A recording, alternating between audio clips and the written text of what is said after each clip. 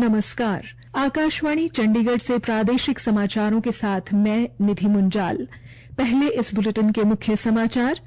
केंद्र सरकार ने प्याज के दामों में कमी लाने तथा देश में प्याज की उपलब्धता सुनिश्चित करने के लिए इसका भंडारण सीमित कर दिया है।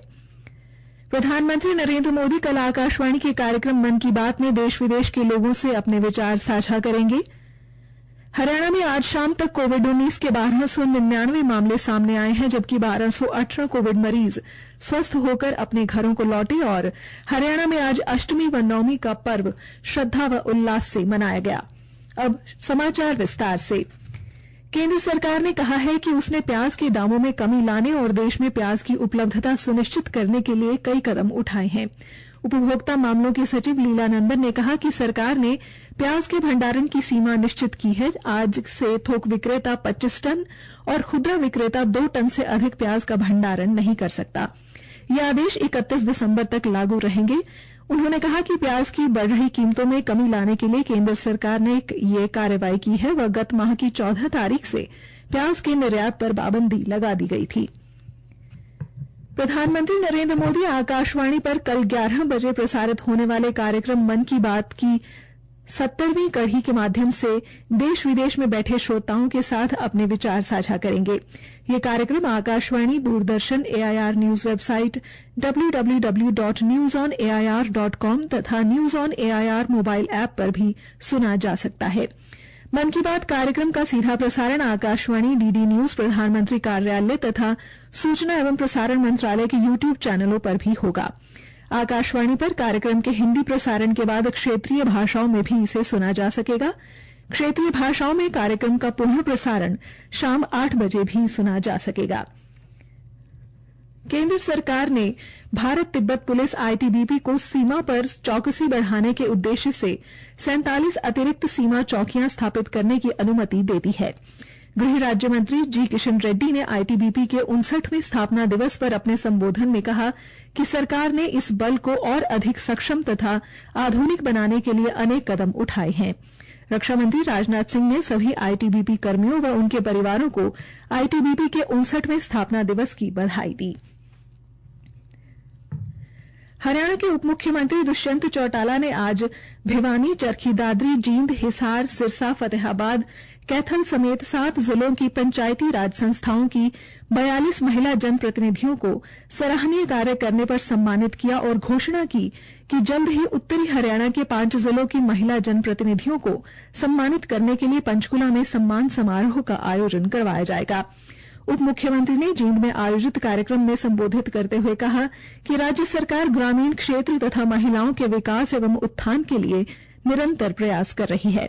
पंचायती राज संस्थाओं के चुनाव में महिलाओं को 50% आरक्षण दिया जाएगा ताकि महिलाएं किसी भी क्षेत्र में पीछे न रहें, अपितु आगे बढ़कर अपने क्षेत्र, गांव व इलाके के विकास में अहम भूमिका निभाकर प्रदेश के विकास में 100% सहयोग दे सके।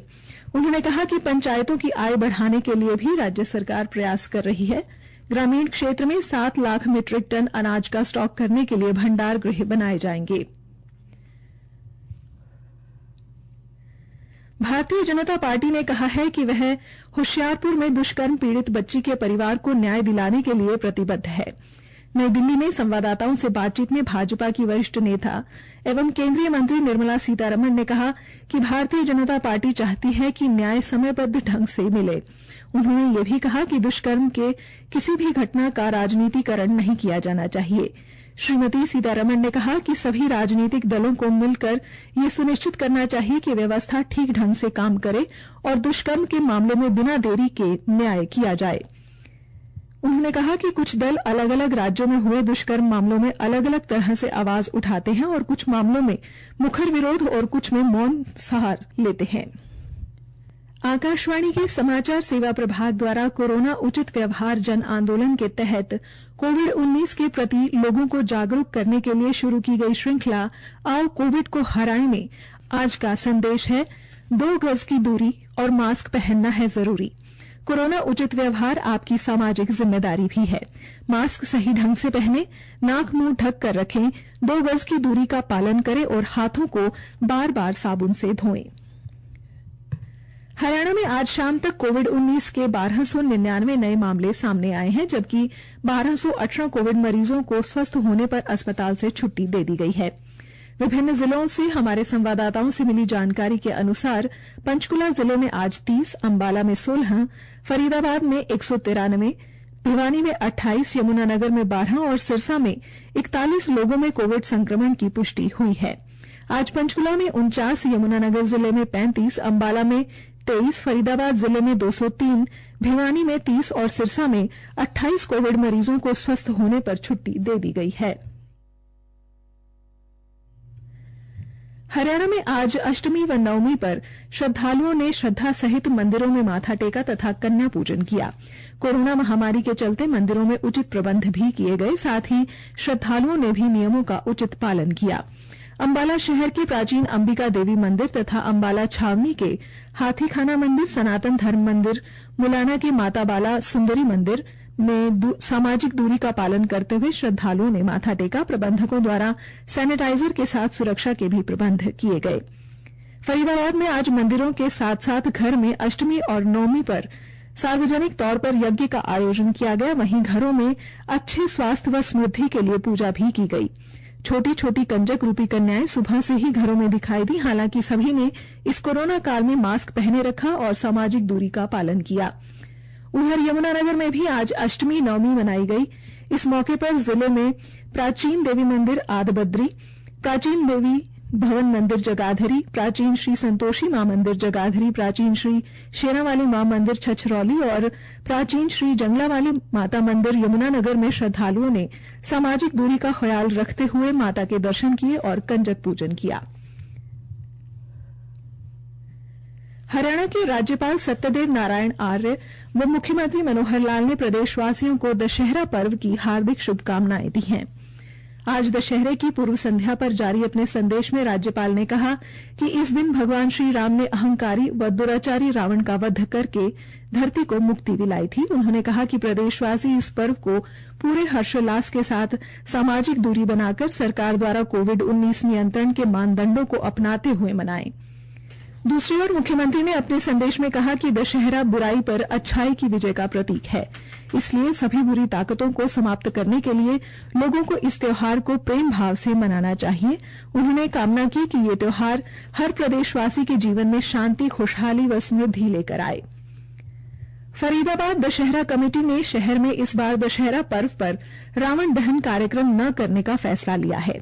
कमेटी के अध्यक्ष डॉ कौशल पाठला ने बताया कि शहर के 127 धार्मिक व सामाजिक संगठन मिलकर दशहरा पर्व मनाते हैं, परंतु इस बार कोविड-19 के मद्देनजर केवल पूजा का कार्यक्रम ही होगा तथा कोई मेला नहीं लगाया जाएगा। उधर अंबाला के उपायुक्त अशोक कुमार शर्मा ने विजयदशमी व आने वाले त्योहारों पर स्वास्थ्य मंत्रालय के दिशा निर्देशों का पालन करने का आह्वान किया है। केंद्रीय सामाजिक न्याय एवं अधिकारिता राज्य मंत्री रामदास अठावले ने कहा कि उनकी पार्टी बाबा साहेब डॉक्टर भीमराव अंबेडकर की विचारधारा व सिद्धांतों को आगे बढ़ाते हुए गरीब एवं असहाय व्यक्ति की मदद के लिए प्रतिबद्ध है। मौजूदा वित्तीय वर्ष में अनुसूचित जाति विशेष घटक योजना के लिए 85,000 करोड़ रुपए का प्रावधान किया गया है। अठावले भिवानी में अपने दौरे के दौरान पत्रकारों को संबोधित कर रहे थे। अंत में मुख्य समाचार एक बार फिर। केंद्र सरकार ने प्याज के दामों में कमी लाने तथा देश में प्याज की उपलब्धता सुनिश्चित करने के लिए इनका भंडारण सीमित कर दिया है। प्रधानमंत्री नरेंद्र मोदी कल आकाशवाणी से कार्यक्रम मन की बात में देश विदेश के लोगों से अपने विचार साझा करेंगे। और हरियाणा में आज शाम तक कोविड-19 के 1299 मामले सामने आए हैं, जबकि 1218 कोविड मरीज स्वस्थ होकर अपने घरों को लौटे।